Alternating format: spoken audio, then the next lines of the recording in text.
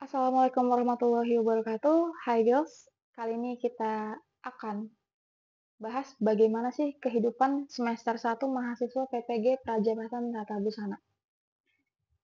Jadi buat kalian yang mungkin tertarik ikut PPG atau masih bingung tentang sistem perkuliahannya gimana, semoga pembahasan ini bisa ngasih gambaran untuk kalian yang lebih jelas ya. Jadi harus tonton sampai habis. Nah, kita bahas sedikit apa itu PPG Prajabatan.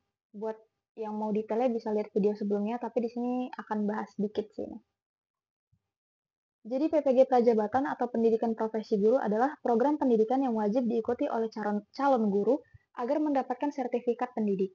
Sertifikat ini sangat penting karena menjadi syarat utama bagi seorang guru untuk diakui sebagai tenaga pendidikan profesional di Indonesia. Dengan adanya serdik ini, guru memiliki kompetensi yang terstandarisasi dan lebih mudah untuk mendapatkan pekerjaan di sekolah, baik negeri maupun swasta. PPG ini tuh ada dua jenis, yaitu PPG dalam jabatan dan PPG prajabatan. Bedanya, PPG dalam jabatan ini diperuntukkan bagi guru yang sudah mengajar tetapi belum memiliki sertifikat pendidik. Kalau sekarang namanya itu PPG guru tertentu. Sedangkan PPG prajabatan ditunjukkan untuk lulusan S1 kependidikan maupun non-kependidikan yang ingin berkarir sebagai guru tetapi belum memiliki pengalaman mengajar secara resmi. Terus syarat utamanya dia belum terdaftar di Dapodik dan istilah sekarangnya itu adalah PPG calon guru. Nah, program PPG ini berlangsung selama 2 semester atau sekitar 1 tahun. Pada semester 1, mahasiswa itu lebih banyak belajar teori kependidikan dan mempelajari berbagai strategi pembelajaran yang efektif. Selain itu ada juga praktek mengajar dalam skala kecil yang bertujuan untuk melatih kemampuan mengajar sebelum diterjunkan ke sekolah. Nah, di semester 1 ini mahasiswa mulai menjalani PPL di sekolah. Jadi itu bagian dari PPG. Nah, rutinitas hariannya tuh gimana sih sebagai mahasiswa PPG Tata Busana? Jadi sebagai mahasiswa PPG Tata Busana, satu hal yang pasti penampilan itu penting. Bukan berarti kita harus tampil berlebihan seperti akan menghadiri acara undangan, tapi setidaknya kita harus memastikan penampilan kita itu tetap rapi, segar, dan profesional. Kenapa? Karena pada dasarnya kita sedang dipersiapkan untuk menjadi seorang guru, dan bagaimana kita tampil akan mencerminkan keseriusan dan komitmen kita terhadap dunia pendidikan. Penampilan yang baik juga akan memberi kesan positif kepada siswa dan rekan kerja di lingkungan sekolah. Oleh karena itu, menjaga penampilan tetap sesuai dengan konteks pendidikan sangat penting untuk menciptakan suasana belajar yang profesional. Nah, sistem PPG Tata Busana ini dibagi menjadi 2 minggu bergantian. Pertama itu seminggu kuliah, seminggu di kampus. Jadi selama 4 bulan perkuliahan di semester pertama itu kayak gitu terus. Seminggu kuliah, seminggu PPL, seminggu kuliah, seminggu PPL. Kedua aktivitas ini saling melengkapi dan memberikan pengalaman langsung yang sangat berharga bagi perkembangan kita sebagai calon guru. Nah, kita bahas dulu mengenai minggu kuliah di kampus. Jadi, setiap minggu kuliah, kami tuh menghabiskan waktu untuk mempelajari teori, konsep, dan strategi mengajar yang mendalam. Di kampus kami itu ada 5 mata kuliah yang masing-masing memiliki 2 pertemuan dalam 1 minggu. Jadi kuliahnya ini mulai dari jam 8 dan selesainya itu jam 15.30 atau jam setengah 4. Walaupun kadang-kadang ini bakal molor sampai jam setengah 6, tergantung apa yang dipelajari juga pada saat itu. Jadi sebagai mahasiswa yang terorganisir, kami harus terbiasa dengan jam kuliah yang panjang dan padat. Dan belajar untuk memanage waktu agar bisa mengikuti semua kegiatan dengan baik. Terus selain mata kuliah utama, kami juga dapat materi yang berkaitan dengan pengembangan diri. Ya, seperti komunikasi, pengelolaan kelas, dan penggunaan teknologi dalam pembelajaran, karena ini saling berkaitan satu sama lain. Dan pengalaman saya ketika menjalani perkuliahan ini itu adalah, wow, sebagai alumni Unimed dengan sistem KKNI, ternyata adaptasi seminggu dengan perkuliahan PPG ini luar biasa sih. Kayak ternyata baru seminggu, tapi ngejalannya kayak udah 1 bulan gitu, saking beratnya menyesuaikan diri. Karena ternyata setelah saya telaah lagi, sistem PPG ini mirip dengan sistem Unimed yang sekarang, sistem blok. Jadi hari Senin kuliah, Rabu udah dikumpul. Selasa kuliah, Kamis udah dikumpul. Jadi kayak hanya punya 1 hari gitu untuk ngerjain tugasnya. Kemudian kalau yang 1 minggu PPL di sekolah, itu masuknya jam 7.20. Tapi kalau sekarang dia udah jam 7.15. Jadi masuknya 7.15, Selesainya itu jam 2:10. Tapi sebagai calon guru ya pulangnya itu mengikuti jam guru atau seenggaknya siswa itu udah pulang semua baru kita itu pulang. Dan beberapa kali kami juga sering pulang lebih lama sampai 4:30 karena terlibat dalam kegiatan yang harus diikuti di lingkungan sekolah gitu. Kalau kami kemarin tuh ada job fair di sekolah.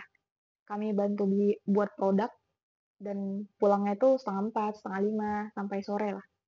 Jadi memang dari PPL ini kita jadi tahu kalau ya seperti inilah SMK, seperti inilah sekolah banyak kegiatannya. Apalagi jurusan tata busana itu di sekolah kami jadi jurusan yang diutamakan gitu, jurusan unggulannya. Makanya agak sebanyak itu kegiatannya. PPL ini juga ngasih pengalaman yang sangat berharga dalam menerapkan teori yang telah kami pelajari di kampus. Jadi selama PPL, kami melakukan berbagai tugas praktis mulai dari observasi kelas, asistensi guru, hingga akhirnya berkesempatan untuk mengajar langsung di depan siswa. Jadi dari pengalaman ini, kami belajar bagaimana mengelola kelas, berinteraksi dengan siswa, dan menyampaikan materi dengan cara yang menarik, serta mudah dipahami. Selain itu, sebagai mahasiswa PPG di SMK, kami juga terlibat dalam berbagai kegiatan dan event sekolah, seperti yang tadi saya ceritain. Seperti kemarin ada kegiatan job fair, terus bisa interaksi sama perusahaan baru, juga ikut senam di tiap hari Jumat, upacara tiap hari Senin, itu wajib diikuti. Lalu kami juga ya seperti tadi ya membantu produksi kalau memang diperlukan. Jadi kadang-kadang kalau ada pelatihan juga kami ikut melihat. Jadi ini benar-benar sangat membantu sekali dan jadi ajang belajar bagi kita sebagai calon guru, apalagi yang belum pernah mengajar, ini sangat-sangat harus dimanfaatkan dengan baik karena sayang banget kalau dilewatkan ketika benar-benar udah dapet teorinya dari kampus, langsung dipraktekin di sekolah, ini benar-benar keren banget sih. Kemudian mata kuliah dan jenis tugas yang dikerjain itu apa aja sih? Jadi kalau di semester 1 itu ada 7 mata kuliah. Yang pertama ada prinsip dan pengembangan asesmen di SMK. Jadi di mata kuliah ini tuh kami belajar membuat dan mengembangkan asesmen untuk siswa SMK sesuai dengan karakteristik peserta didik dan ketentuan yang ada. Kami mempelajari cara nyusun asesmen yang tepat dalam pembelajaran, mulai dari desain pembelajaran hingga refleksi dan tindak lanjutnya. Tugasnya meliputi penyusunan RPP, modul ajar, dan asesmen yang sesuai dengan prinsip pembelajaran di SMK, serta analisis hasil asesmennya. Kemudian ada mata kuliah filosofi pendidikan. Nah, di mata kuliah ini tuh membahas dasar-dasar pendidikan di Indonesia dengan fokus pada pemikiran Ki Hajar Dewantara tentang pendidikan dan kebudayaan. Kami juga belajar tentang identitas manusia Indonesia dan Pancasila sebagai dasar filosofi pendidikan Indonesia. Tugasnya berfokus pada refleksi dan pengaplikasian nilai-nilai ini dalam konteks pendidikan yang lebih luas. Jadi di filosofi pendidikan ini kita benar-benar belajar ya, sepenting apa pendidikan itu di Indonesia, sepenting apa pendidikan dan filosofinya itu dari Pancasila maupun dari Ki Hajar Dewantara kepada kita sebagai calon guru. Lalu ada pendidikan kewirausahaan. Nah, di mata kuliah ini kami belajar bagaimana mengajarkan siswa SMK untuk menjadi seorang wirausaha. Tugasnya melibatkan penyusunan materi, pembelajaran mengenai mindset kewirausahaan, model pembelajaran kewirausahaan, dan penerapan teknologi dalam mengembangkan keterampilan kewirausahaan bagi siswa. Jadi dari sini kita sebagai calon guru bakal dapat bekal bagaimana sih menjadi seorang wirausaha dan kita akan mengajarkan itu kepada siswa. Bagaimana mereka menjadi seorang wirausaha karena siswa SMK itu kan memang disiapkan untuk siap kerja. Siap kerja. Jadi pilihannya memang kuliah, kerja atau berwirausaha. Makanya kita diajarin dan harus mengajarkan ini. Kemudian ada inovasi kejuruan.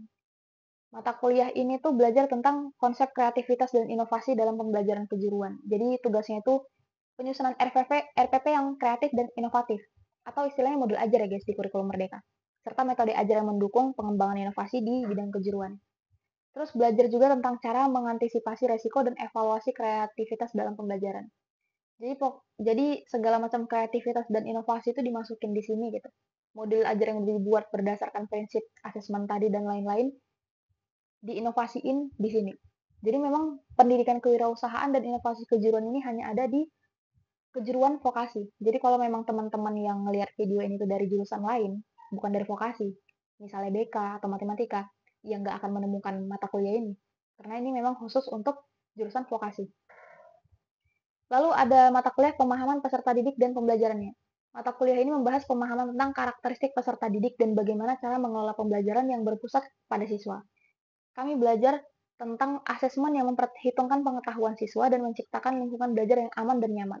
Tugasnya berfokus pada analisis tentang peserta didik dan penerapan pembelajaran yang sesuai dengan karakteristik mereka. Jadi sebelum kita bikin modul ajar, bikin RPP, kita kan harus tahu nih karakteristik peserta didiknya gimana. Gaya belajar mereka gimana, minat bakat mereka itu apa yang mereka sukai, apa yang tidak. Ada yang males atau ada yang rajin, ada yang pinter banget, ada yang lambat. Jadi kita harus paham dulu baru bisa kita membuat modul ajarnya dan menerapkannya ketika kita mengajar nantinya. Lalu ada mata kuliah PPL 1. Nah, ini ya pengalaman belajar tadi ya yang langsung di sekolah, di mana itu kami mengamati guru mengajar dan mendampingi proses pembelajaran, asistensi. Kami juga berperan dalam membuat modul ajar dan terlibat dalam kegiatan sekolah. Jadi tugas akhir PPL ini bikin modul ajar berdasarkan pengalaman dan observasi di lapangan. Jadi mata kuliah PPL ini termasuk mata kuliah, tapi karena dia praktik langsung, makanya kayak jadi dua hal yang berbeda gitu. Ada di kampus, ada yang di sekolah. Tapi di sekolah itu tetap mata kuliah PPL dan ada tugas-tugas di LMS yang harus disiapin. Kemudian ada mata kuliah PPKS. Ini pencegahan dan penanganan kekerasan seksual. Ini dia modul tersendiri yang kita kerjakan secara mandiri. Jadi mata kuliah ini tujuannya itu untuk mengedukasi tentang kekerasan seksual, dampaknya dan cara penanganannya. Tugas ini meliputi pembuatan laporan dan refleksi tentang apa yang harus dilakukan jika seseorang mengetahui adanya kekerasan seksual, serta penyuluhan mengenai pentingnya melaporkan kekerasan seksual yang terjadi di dunia pendidikan, terutama di dunia kampus. Lalu tugas di PPG ini gimana sih? Jadi hampir setiap mata kuliah itu punya tugas yang harus dikumpulkan dalam waktu singkat. Jadi yang 7 mata kuliah tadi itu punya tugasnya ya guys. Ada dia namanya itu mata kuliah punya modul. Modulnya itu ada banyak, terdiri dari beberapa topik dan itu yang harus kita kumpul. Jadi itu tadi yang seperti udah saya senggol sebelumnya, sistemnya tuh mirip sistem blok di Nimet. Tugasnya dikasih hari ini dikumpulkan 2 hari kemudian. Dan kebanyakan tugasnya itu berbasis analisis pribadi, pemahaman pembuatan RPP, presentasi, diskusi. Jadi dia mengikuti alur merdeka. Mulai dari diri, eksplorasi konsep, ruang kolaborasi, demonstrasi kontekstual, elaborasi pemahaman, koneksi antar materi, sama aksi nyata. Oke, kita masuk ke tantangan dan keseruan selama PPG. Jadi tantangan terberat selama PPG itu udah pasti ya, deadline tugas yang ketat. Jadi kami seringkali dihadapkan pada deadline yang sangat ketat, yang memberikan tekanan tersendiri. Misalnya tugas yang kami selesaikan hanya dalam waktu 1-2 hari. Meskipun tugas tersebut penting untuk evaluasi, kami harus berpacu dengan waktu untuk memastikan hasilnya maksimal. Ini seringkali menguras energi, terutama ketika tugas tersebut membutuhkan riset atau persiapan yang cukup panjang. Kemudian keterbatasan fasilitas. Jadi seringkali kami harus berhadapan dengan keterbatasan fasilitas yang cukup mengganggu kelancaran proses belajar. Seperti wifi yang nggak stabil, apalagi kalau misalnya ruangan kami dipakai untuk pembukaan sidang atau seminar proposal. Lalu ruangan kami dipindahkan ke gedung yang akses internetnya itu nggak ada, jaringan kami juga nggak ada, wifi-nya juga nggak lancar, listriknya juga kurang kurang banyak apa ya stop kontak gitu sumber listrik, belum lagi kalau tiba-tiba misalnya mati listrik, jadi ini tantangan tersendiri gitu, apalagi kalau memang kami harus ngerjain LMS saat itu juga. LMS ini apa? LMS ini Learning Management System. Jadi dari situlah belajar PPG nih ya, kayak udah ada website tersendiri yang nanti terhubung dengan SIM PKB yang kita bahas di video sebelumnya. Jadi dari situ ada kelas diklat. Jadi kelasnya itu dari situ, belajarnya dari situ, semua modulnya, RPS-nya, materinya, tempat pengumpulan tugasnya itu udah ada di LMS. Jadi dosen itu hanya sebagai fasilitator untuk kita, untuk mengarahkan kita mana yang benar, mana yang salah, mana yang masih kurang bagus, mana yang sudah bagus. Jadi ya kita sendiri memang harus nyiapin untuk diri kita sendiri. Kemudian ada presentasi dan micro teaching. Kenapa ini jadi tantangan? Karena bagi orang-orang yang tidak terbiasa presentasi di depan umum, tidak biasa mengajar dan tidak pernah mengajar, pasti ini menjadi tantangan yang sulit. Karena tugas ada karena di bagian tugas ruang kolaborasi dan demonstrasi itu selalu presentasi. Jadi harus nyiapin materi kan dan tampil di depan teman-teman itu bagaimana gitu. Jadi apalagi ini bukan hanya menyampaikan soal materi tapi menjaga fokus dan mengelola ketegangan saat berbicara di depan orang banyak. Tuntutan untuk menyampaikan materi secara jelas, memadai, pasti menambah beban mental, apalagi jika ada evaluasi langsung setelahnya. Karena dosen juga menilai nih, mana mahasiswa yang aktif, mana yang enggak. Apalagi ketika kita ini kan calon guru nih. Ketika kita presentasi di depan teman-teman aja nggak bisa, apalagi kita harus menghandle siswa sebanyak 30 orang. Jadi memang harus belajar sih. Nah, nyambung nih ke yang selanjutnya, mengelola kelas di PPL. Ini kan juga menjadi tantangan ya. Apalagi menghandle 30 orang siswa dalam satu kelas dengan berbagai karakter dan tingkat pemahaman yang berbeda.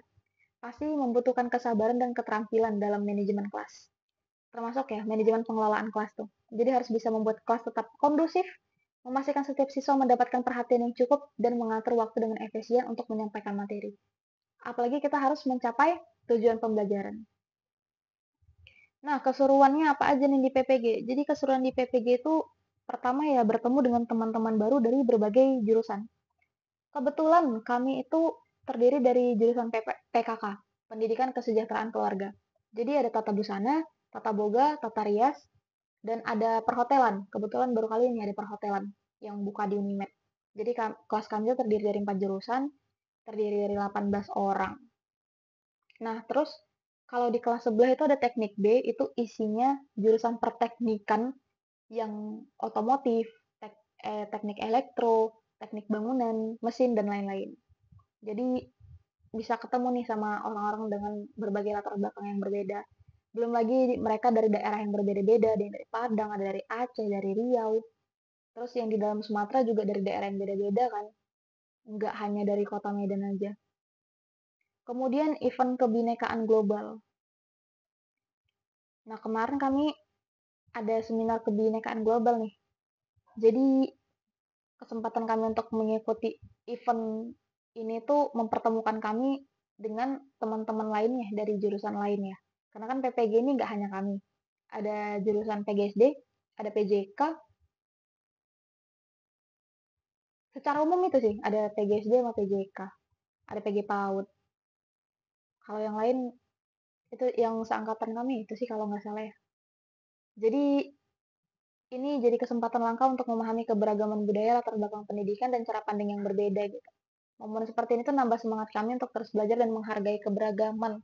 Apalagi kami kebinekaan global kemarin tiba-tiba disuruh presentasi secara skala besar gitu per jurusan. Agak deg-degan ya tiba-tiba presentasi di depan banyak orang dan dengan waktu yang sangat singkat gitu, belum ada persiapan karena materinya betul-betul dikasih saat pagi itu juga. Lalu belajar langsung dari guru-guru berpengalaman di SMK. Ini juga hal yang seru sih. Kenapa? Sebagai orang yang belum pernah mengajar kan pasti akan sangat harusnya akan sangat senang hati mendapatkan pengalaman ini dan berusaha belajar dari guru-guru yang berpengalaman. Karena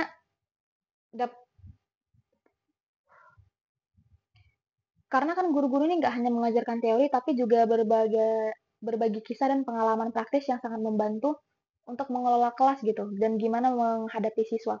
Mereka yang udah punya pengalaman puluhan tahun gitu dengan kita yang masih baru, bahkan belum pernah mengajar sama sekali kan. Ini sesuatu yang harus dimanfaatkan dengan baik gitu. Kalau saya sudah pernah ngajar dan tapi masih minim pengalaman dan itu bukan di SMK. Jadi ketika PPL dan PPL langsung di SMK, ini udah memberikan gambaran banget. Kalau kayak gini nanti ngajar di SMK, kayak gini nih kegiatan-kegiatan yang ada di SMK. Sebagai seorang calon guru itu kita harus gini gini gini. Jadi ini sangat-sangat membantu gitu. Lalu gimana sih pengalaman PPL dan adaptasi di sekolah gitu? Jadi ketika dulu di S1 PPL itu angkatan kami ya hanya ada 2 minggu. Jadi dan di PPG ini berlangsung selama 2 bulan. Jadi dengan durasi yang lebih lama, saya pribadi tuh benar-benar merasakan bagaimana rasanya menjadi seorang guru profesional. PPL ini nggak hanya mengasih pengalaman praktis dalam mengajar, tapi juga ngajak untuk lebih kenal lingkungan sekolah secara menyeluruh. Lalu diberi tanggung jawab penuh untuk mengajar dan mengelola kelas. Terus tidak hanya menjadi asisten guru, tetapi benar-benar berperan sebagai guru yang mengatur kelas, menyusun materi ajar, dan mengevaluasi siswa. Jadi diminta untuk mengembangkan keterampilan mengajar dengan langkah lebih mandiri sesuai dengan metode dan pendekatan yang sudah diajarkan selama PPG. Benar sih, karena apa yang kami dapatkan di kuliah itu kami terapkan di sekolah, dan dengan pengalaman yang udah didapetin di S1 dan di PPG dan juga pengalaman ketika saya mengajar, di sini saya bisa lebih menerapkan lagi sih, lebih kompleks. Oh, ternyata kayak gini nih yang ngajar. Oh, ini nih yang harus diserapin. Oh, ini nih yang harus dilakuin. Oh, tadi udah ngelakuin kayak gini nih. Minggu depan harus lebih baik lagi, harus seperti ini. Terus ya nggak hanya ngajar tapi ikut berbagai kegiatan di sekolah gitu. Karena kan sebagai calon guru nih ya, kita itu juga tidak hanya mengajar tapi ada hal-hal administratif yang harus kita kerjain. Beberapa teman-teman yang belum pernah ngajar atau mungkin sudah ngajar, ada yang tidak tahu kalau guru itu juga harus tahu kegiatan ekstrakurikuler, harus piket, harus ikut senam, dan kegiatan-kegiatan lainnya gitu. Nggak hanya datang, ngajar, pulang, nggak sesimpel itu sebenarnya sebagai calon guru. Jadi kalau memang belum siap jadi guru, mending jangan gitu. Nah, tantangan yang harus dihadapi di SMK apa nih? Pertama ya harus memahami sistem pembelajarannya gitu. Jadi kurikulumnya ini berbasis praktikal kan, dan berbasis keterampilan gitu. Jadi dan rata-rata SKS-nya tuh banyak, isinya praktek semua. Terus siswanya tuh aktif banget, dinamis. Jadi memang perlu pendekatan yang lebih fleksibel gitu, nggak bisa yang terlalu keras juga, tapi nggak bisa yang terlalu lembut juga.